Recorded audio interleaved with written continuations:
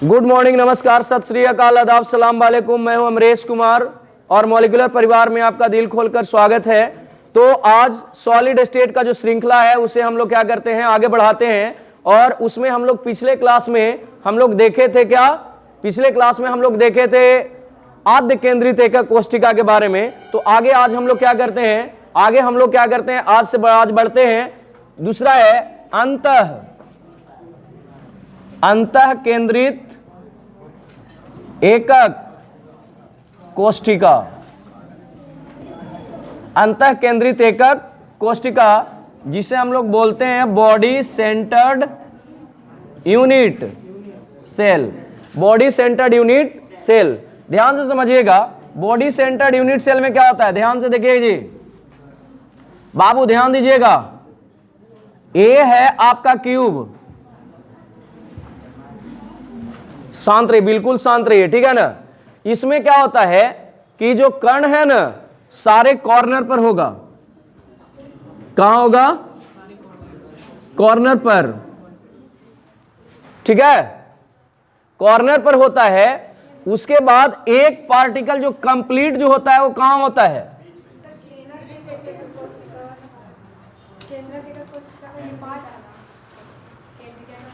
इसका 3 पार्ट है ना।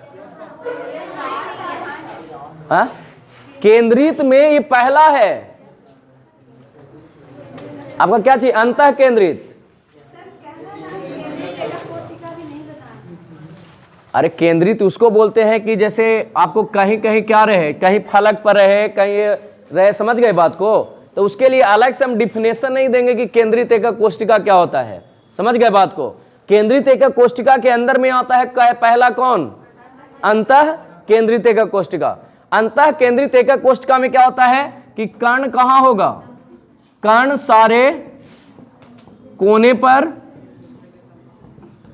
पर एवं उसके केंद्र में होता है। ध्यान समझ गए, उसके क्या में होता है, केंद्र में होता है। समझ गए कि नहीं बात को। यानी आप एक बात ध्यान समझिएगा, सारे कॉर्नर पर है और एक कहां है। अब देखिए ऊपर और नीचे के जो कण है ना, ऊपर और नीचे के कण आपस में, प्लीज शांत रहिए, आपस में संपर्क में नहीं होते हैं, संपर्क में नहीं होते हैं। ध्यान समझिएगा, ऊपर इधर 1 2 3 4, ये वाला चारों जो है वो आपस में संपर्क में नहीं रहेगा। नीचे देखिए 1 2 3, नीचे वाला जो 4 है वो भी आपस में संपर्क में नहीं रहेगा। लेकिन ऊपर का चारों इस कण से संपर्क में रहता है और नीचे वाला चारों, यानी केंद्र के अंदर में जो कण है ना उसके संपर्क में ऊपर का चारों और नीचे का चारों भी क्या होगा, रहेगा। समझ गए कि नहीं।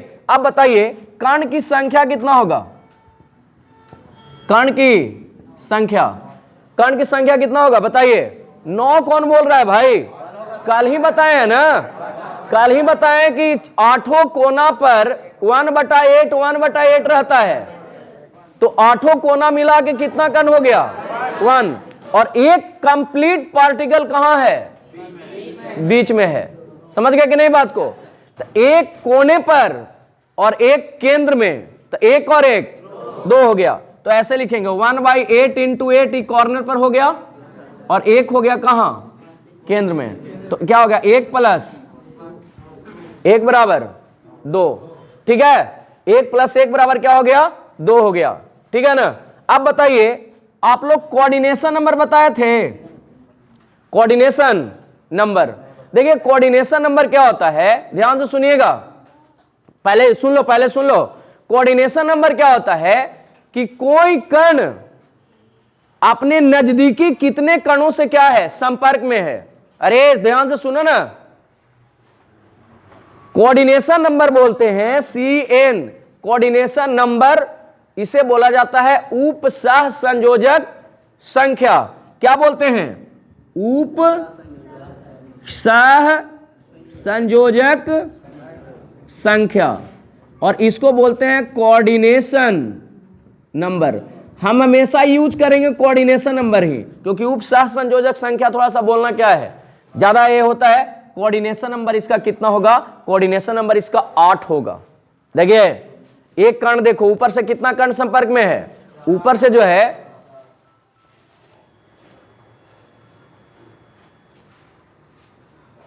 ठीक है ना, ऊपर से 4 और नीचे से भी, तो 4 4 कितना हो गया 8, तो इसका कोऑर्डिनेशन नंबर कितना हुआ 8 हुआ। इतना चीज आपको क्या रखना है, ध्यान में रखना, इसे हम लोग बोलते हैं क्या, अंतः केंद्रित एकक कोष्ठिका। चलिए लिखे इसको, आपको अंतः केंद्रित एकक कोष्ठिका में देखना है कि इसका लंबाई कितना है, a हो गया, कितना है a है, और यहां से लेकर यहां के बीच का डिस्टेंस देखिए कितना होता है, आप लोग जानते हो, इसे आप ले लीजिए a और इसे ले लो क्या b। ए बी क्या है, ए बी है घन का विकर्ण, ए बी है घन का विकर्ण, और घन का विकर्ण होता है √3 गुने भुजा होता है, आप लोग पढ़े होंगे। ए बी का वैल्यू क्या है, ए बी है जो घन का विकर्ण है, और उसका वैल्यू होता है √3 इंटू ए, और √3 इंटू ए लिख दिए। आप देखिए यहां ए हो गया r और ए हो गया 2r और ए हो गया r, यानी कहने का मतलब है कि इसको हम ऐसे भी लिख सकते हैं कितना r, यानी 4r is equal to √3 into A. ये किसके बीच रिलेशन आया, ए रिलेशन आया ए और बी के बीच में, कि ए और आर के बीच में रहे, बी कहां से ले आया, ए और आर के बीच में रिलेशन है ना, तो ए आर और किसके बीच में रिलेशन है, आर के बीच में, ठीक है ना। तो चलिए इसको क्या कीजिए, लिख लीजिए। अब देखिएगा, समझिएगा बात को। नेक्स्ट है आपको क्या, फलक केंद्रित एकक कोष्ठिका, फलक केंद्रित एकक कोष्ठिका, इसे हम लोग बोलते हैं FCC। अरे बाबू देखो, इसे क्या बोला जाता है, फेस सेंटर्ड क्यूबिक बोलते हैं।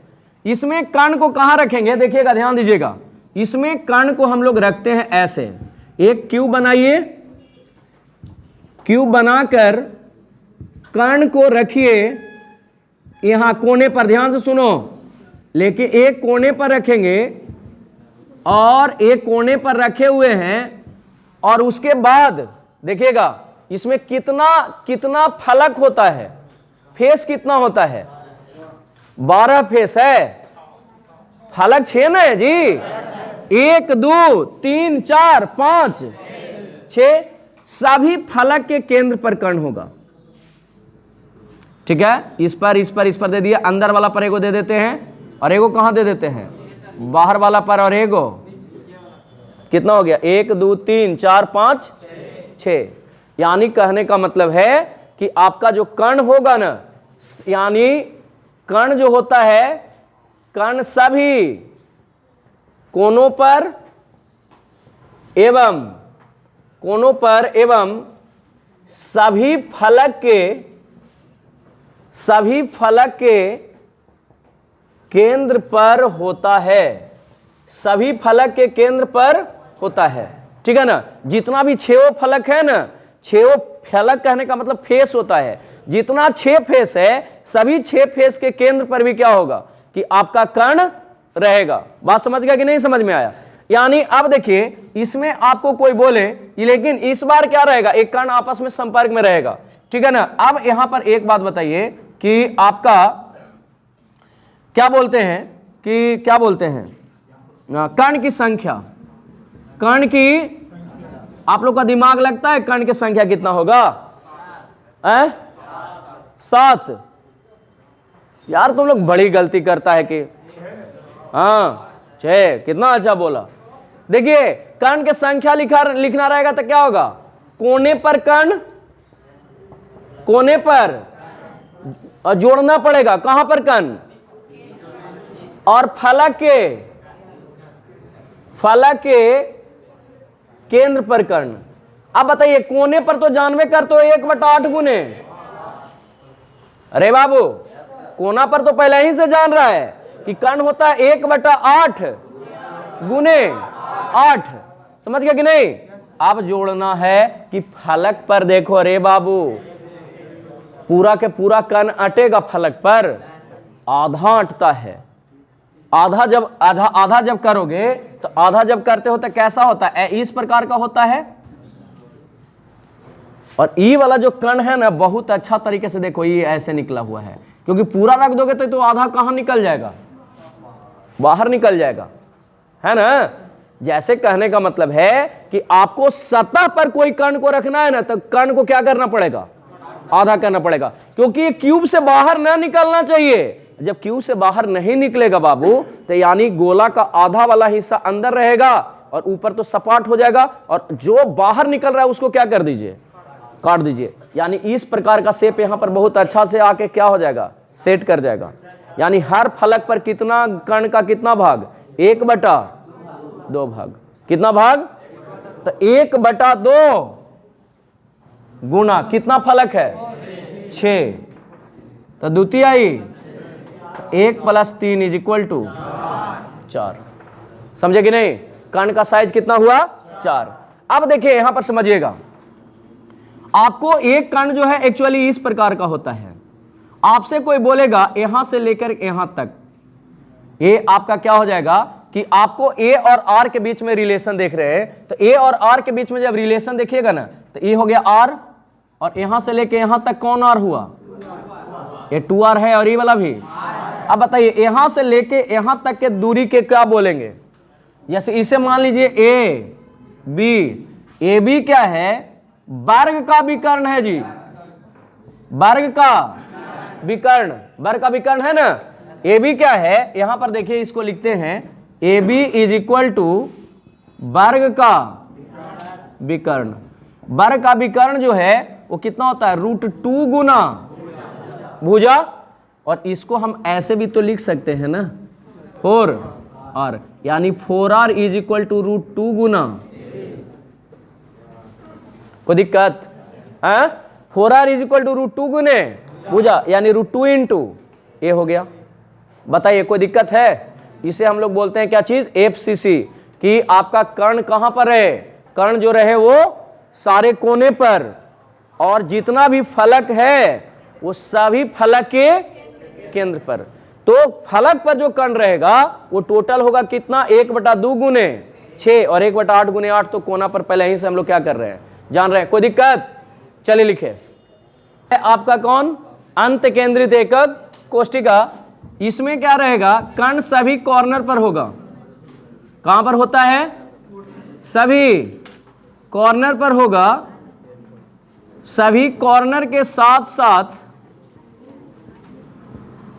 2 आमने सामने के फलक के केंद्र पर होता है। बस ये हो गया, किसमें क्या होगा, कर्ण सभी कोने पर एवं 2 समांतर फलक के केंद्र पर होता है। कर्ण सभी कोनों पर एवं 2 समांतर फलक के केंद्र पर होता है। समझ गया कि नहीं बात को, ये बात आपको क्या रखना है, दिमाग में रखना है। इसे बोलते हैं अंत केंद्रित एकक कोष्टिका। ठीक है, चलिए लिखिए इसको, इसमें ज्यादा कुछ नहीं लिखना है। अब यहां पर देखिए, आपको हम लोग अभी अभी क्या पढ़े हैं कि क्रिस्टल लैटिस के बारे में पढ़े, क्रिस्टल जालक के बारे में पढ़े हैं। आपको सबसे पहला सवाल पूछा जाएगा कि टोटल क्रिस्टल निकाय कितना होता है। टोटल क्रिस्टल निकाय, क्रिस्टल सिस्टम टोटल 7 होता है। ठीक है, कितना क्रिस्टल होता है, टोटल क्रिस्टल होता है 7, क्रिस्टल सिस्टम 7 होता है। और उसमें जो है, जो विविधता आता है, विविधता का मतलब आप लोग पढ़े हैं, आद्य केंद्रित, फलक केंद्रित, अंतः केंद्रित, अंत केंद्रित, उसे हम लोग बोलते हैं केंद्रित विविधता। क्रिस्टल सिस्टम आपका 7 ही है, ये जो आपको यहां पर लिखा हुआ है, लेकिन उसमें जब विविधता आता है ना, उसे हम लोग क्या बोलते हैं, ब्रेवेज जालक या 14 केंद्रित विविधता। यही 7 जो है 14 तरीके में क्या हो जाता है, बटा होता है। क्या चीज, सेंटर्ड होकर, केंद्रित होकर। समझ गया कि नहीं बात को। और उसे हम लोग बोलते हैं ब्रेवेज जालक। यदि कोई पूछता है कि क्रिस्टल निकाय कितना है टोटल, तो टोटल क्रिस्टल निकाय है 7, लेकिन आपको बोले कि टोटल ब्रेविज जालक कितना होता है, 14 होता है। कैसे होता है 14? जो आपको बता रहे हैं। सबसे पहला है घनीय, जिसे हम लोग बोलते हैं क्यूबिक। अब आपको समझना है कि क्यूबिक कैसे होता है। तो क्यूबिक के अंदर में आपका जो क्या होता है कि 3 तरीके का विविधता पाया जाएगा। आपको सिंपल क्यूबिक आप बोलिए या आद्य केंद्रित बोलिए, प्राइमिटिव यूनिट सेल बोलते हैं, यानी घनीय जो होगा आद्य केंद्रित भी होगा, अंतः केंद्रित भी होगा, फलक केंद्रित भी होगा। समझ गया कि नहीं बात को? लेकिन आपको यदि घनीय में कोई बोलेगा कि बाबू घनीय में अंत्य केंद्रित होता है, नहीं भाई, घनीय में अंत्य केंद्रित नहीं होता है। घनीय में अंत्य केंद्रित नहीं होगा, 3 ही मिलता है। अब है द्विसम लंबाक्ष। द्विसम लंबाक्ष जो है इसे हम लोग बोलते हैं टेट्रागोनल। ठीक है, इसमें 2 विविधता मिलेगा, एक आद्य केंद्रित, एक अंतः केंद्रित। आद्य केंद्रित और ना तो उसके अंदर में फलक केंद्रित मिलेगा और न ही अंत केंद्रित मिलेगा। सुनिए, अब आप पहचानिएगा द्विसम लंबाक्ष को कैसे कि ए और बी तो बराबर होगा, लेकिन सी बराबर नहीं होगा। सी जो होता है बराबर नहीं होता है। ए और बी तो बराबर होता है, लेकिन सी बराबर नहीं होता है। आप इसको थोड़ा सा 1-2 का डायग्राम हम बना के दिखाएंगे। और अल्फा बीटा गामा कितना डिग्री, 90 डिग्री होना है। आपको इस प्रकार से बनाना है कि अल्फा बीटा और गामा कितने डिग्री का हो जाए। और आपको बताया भी है कैसे ए बी सी बनता है और कैसे अल्फा बीटा गामा क्या किया जाता है, निकाला जाता है। अगला है विषम लंबाक्ष, इसे ऑर्थोरोम्बिक कहा जाता है। विषम लंबाक्ष में आपको देखिएगा चारों के चारों आता है, आद्य केंद्रित, अंतः केंद्रित, फलक केंद्रित और अंत केंद्रित। आपको एक सवाल बनता भी यहां पर है कि कौन सा ऐसा क्रिस्टल निकाय है जिसमें चारों विविधता पाई जाती है। तो आपको क्या है, विषम लंबाक्ष है। विषम लंबाक्ष एक ऐसा क्रिस्टल निकाय है जिसमें आपको चारों विविधता क्या होगा, पाया जाता है। मारेंगे ना कि मुंह लाल हो जाएगा रे गधा, समझ गया? जब समझा रहे हैं फिर गप कर रहे हो। आद्य, अंतः, फलक और अंत्य चारों मिलेगा। ये ऑब्जेक्टिव में आपको पूछेगा भी कि कौन में चारों मिलता है, तो मात्र एक ही है, विषम। और जानते हो ये दिया सलाई का जो खोल होता है ना, उस तरीके का होता है। देखिए, इसको देख के आपको पता लग जाएगा कि ए बराबर B, A is not equal to. देखिएगा कि दिया सलाई का जो खोल होता है ना, उसमें लंबाई अलग होता है, चौड़ाई अलग होता है, ऊंचाई देखे होगी नहीं। दिया सलाई में ऐसा ही होता है। लेकिन सबको कितना डिग्री पर होता है, 90 डिग्री पर। सब 90 डिग्री पर होता है ना। तो आपको ये भी क्वेश्चन पूछा जाएगा कि कौन सा ऐसा क्रिस्टल निकाय है जिसमें क्या होता है कि सलाई के डिब्बी के तरह क्या होता है, संरचना होता है। तो किसका है, विषम लंबाक्ष। इसमें चारों मिलेगा और इसके अंदर में क्या होता है, उसके साइड के बीच में देखिएगा A is not equal to B is not equal to C, alpha is equal to beta is equal to gamma, और ए भी कितना होता है, 90। अगला है षटकोणीय, जिसे हम लोग बोलते हैं हेक्सागोनल बोलते हैं। हेक्सागोनल में मात्र एक पाया जाएगा, कौन, आद्य, प्राइमिटिव यूनिट सेल मिलता है। उसके बाद देखिए इसके अंदर में ए बी और सी के बीच में रिलेशन देखिए, ए और बी तो बराबर होगा लेकिन सी बराबर नहीं होगा। समझे कि नहीं? यानी लंबाई और चौड़ाई बराबर ले लेना है, लेकिन ऊंचाई को क्या कर देना है, अलग कर देना है। बड़ा भी ले सकते हो, छोटा भी ले सकते हो, ऐसा कुछ बोल नहीं रहा है। ठीक है ना? देखिए अल्फा बीटा और गामा के बीच में रिलेशन देखिए, अल्फा और बीटा तो 120 होगा, हाँ सॉरी 90, अल्फा और बीटा तो 90 होगा, लेकिन गामा होगा 120। समझ गया कि नहीं बात को? कितना होता है? 120। अगला है त्रिसम नताक्ष, रोम्बो हेड्रल। इसमें मात्र मिलता है कौन? आद्य केंद्रित। आद्य केंद्रित में आप देखिएगा ए जो होता है बी के, और बी जो है किसके बराबर? सी के बराबर। लेकिन देखो अल्फा बीटा गामा तीनों बराबर होगा, तीनों बराबर होगा, लेकिन खाली 90 नहीं होना चाहिए। कुछ रख लो चलेगा, लेकिन 90 नहीं होना चाहिए। यहां पर स्पष्ट क्या किया हुआ है, लिखा हुआ है, ठीक है कि नहीं? उसके बाद है सेकंड लास्ट, एक नताक्ष मोनो क्लिनिक। मोनो क्लिनिक में आता है आद्य और दो ही विविधता पाया जाता है। ए बी सी के बीच में रिलेशन देखिएगा कोई बराबर नहीं है, कोई बराबर नहीं है। ए अलग लो, बी अलग लो, सी अलग लो, ठीक है ना? लेकिन देखो अल्फा और गामा तो 90 होगा, अल्फा और गामा 90, लेकिन बीटा जो है 90 के बराबर नहीं होना चाहिए। ये बात क्या रखना है, ध्यान में रखना है। लास्ट एक नताक्ष ट्राई क्लिनिक आद्य केंद्रित, A is equal to B is not equal to C, कोई बराबर नहीं है। यहां पर देखिए अल्फा बीटा गामा भी बराबर नहीं होगा, और वो भी 90 के भी बराबर, कोई भी अल्फा बीटा गामा कोई बराबर नहीं होना चाहिए, और 90 के बराबर भी नहीं होना चाहिए। ऐसे कहने का मतलब खाली ऐसे लिखते कि alpha is not equal to beta is not equal to gamma. तो वहां से एक बात ये भी निकल के आता है कि एक को ले लिए 80, एक को ले लिए 89 और एक को ले लिए 90। तीनों को खाली अलग ना रखना है, लेकिन ये भी कह रहा है कि तीनों को अलग भी रखो और किसी एक को 90 भी नहीं रखो। ये है आपका क्या? ये है आपका 7 क्रिस्टल जालक। ये तुमको क्या रखना पड़ेगा बाबू? याद करना पड़ेगा, क्योंकि इसमें एकदम सीधे क्वेश्चन क्या किया जाता है, पूछा जाता है कि बताइए द्विसमलंबाक्ष के लिए होता है ए बराबर बी बराबर C, A is not equal to B is not equal to C. 4 को ऑप्शन देते दिमाग हो जाएगा, घूम जाएगा। अरे कौन था भाई? 7 को था जी। अब ए बराबर बी था कि ए बराबर सी था? सुने एक बात और बता रहे हैं, यहां पर दिमाग में रखिएगा, C T O H R M T,